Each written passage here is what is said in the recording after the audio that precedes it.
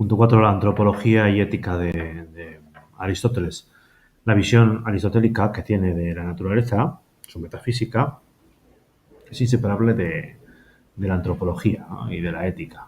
La concepción de Aristóteles tenía del ser humano es un ser natural compuesto de materia y forma, ¿no? Esa visión que él tenía de la metafísica, ¿no? Los objetos son materia y son forma, de cuerpo y alma en el caso del ser humano, ¿no?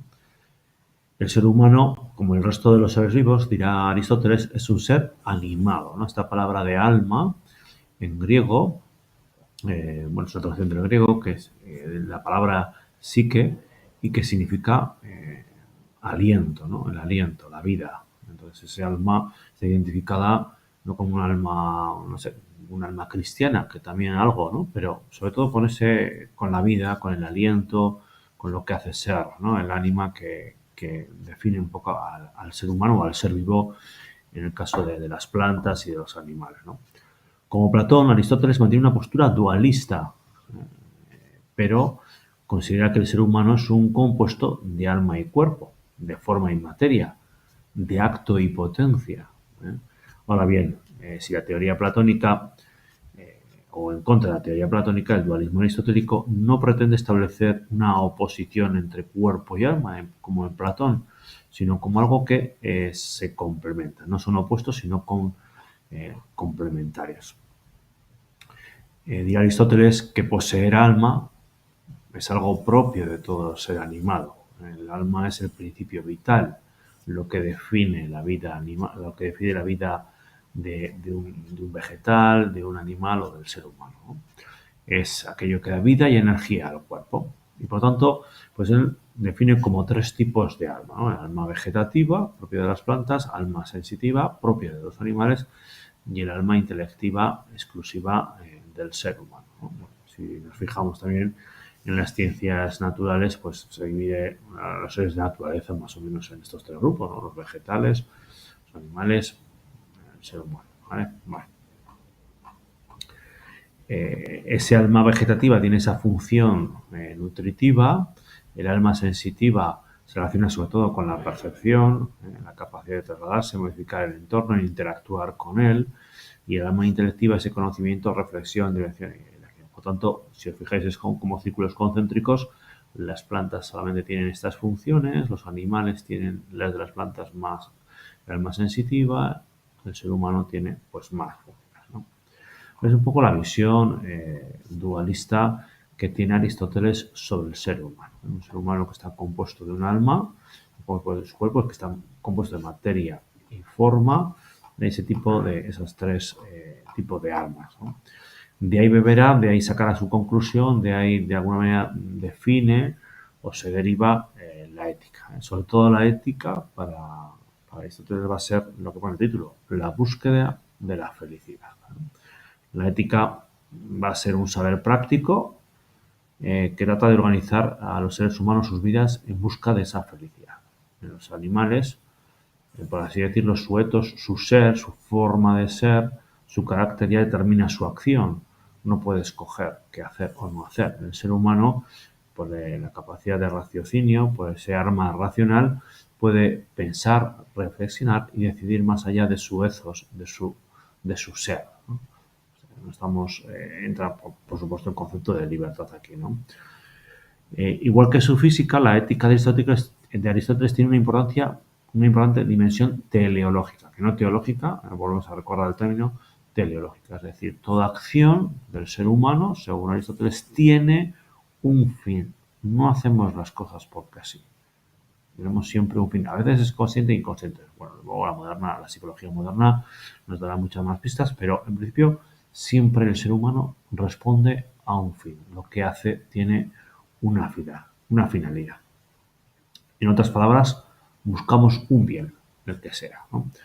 Esos bienes, todos esos bienes que vamos buscando, sean económicos, de comodidad o lo que fuera, siempre tienen como fin último el de la felicidad, ¿no? Según Aristóteles, la felicidad, eudaimonia, es el bien supremo, deseable para todo ser humano, ¿vale? Algunos me dirán, bueno, hay seres humanos que no quieren ser felices. Bueno, en general vamos a tomar como que el ser humano tiende a la felicidad, busca su propio bien y busca esa felicidad. Evidentemente, también podemos preguntarnos sobre qué es eso de la felicidad, porque parece como que puede reinar un subjetivismo en este tema, ¿no? Y sin embargo, Aristóteles lo plantea de una forma muy objetiva. Aristóteles sostenía que la finalidad propia de cada cosa radica en aquello que le corresponde según su naturaleza. Y según su naturaleza, recordamos que el ser humano tiende a la vida contemplativa, a saber, al conocimiento. Es decir, yo seré feliz en la medida que me dirijo a esa búsqueda de la sabiduría, ¿no? Dentro de su ética, Aristóteles va a diferenciar entre las virtudes dianoéticas y las virtudes éticas, ¿no? Virtudes dianoéticas provienen del término griego dianoia, que significa pensamiento o razón universal. Es decir, esas virtudes dianoéticas son todas aquellas que están relacionadas con la capacidad de reflexionar y de deliberar algo, ¿no? ¿Vale? La actividad, desde el punto de vista, la actividad que más felicidad le proporciona al ser humano es la que más específica está con él, es decir, aquella que le lleva a la búsqueda y a la contemplación, a la búsqueda de la verdad, ¿no? En la actividad racional, en la actualización de sus potencialidades intelectuales, es decir, a medida que es capaz de responder a su potencialidad de conocer, el ser humano encuentra la más completa felicidad, ¿no?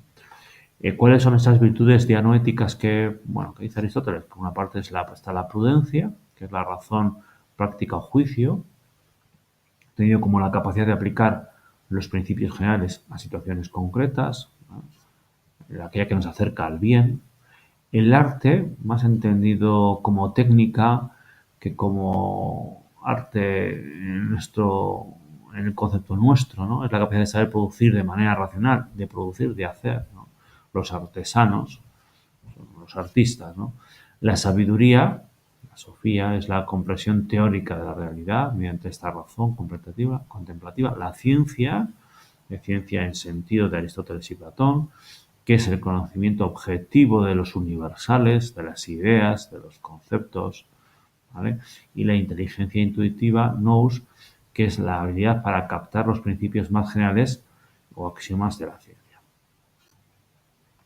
Una persona que no ejercite este tipo de virtudes dianoéticas, pues es una persona, podemos decir, incompleta y es poco probable que pueda ser feliz, ¿vale? Junto a esto tenemos las virtudes éticas y el término medio, ¿vale? Aristóteles dice que la virtud, que no solamente el ser humano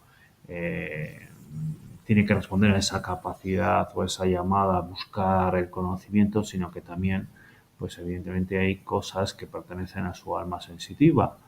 A ver, el ser humano no es solamente intelecto, también forma parte de la realidad y por eso tiene pues que dar respuesta a una serie de necesidades y deseos. Para llevar una vida de acuerdo con el bien, los humanos, además de cultivar las virtudes dianoéticas, tienen que cultivar las virtudes éticas, que son las que todo en el mundo de los deseos, de las necesidades, nos van a poner un poquito de orden, ¿no? Si las virtudes dianoéticas nos permiten reflexionar y conocer, las éticas están relacionadas con el modo de actuar concreto y con el control de las pasiones y los deseos, con nuestras propias tendencias como seres humanos, ¿no? Poder controlarnos nuestras apetencias, ¿no?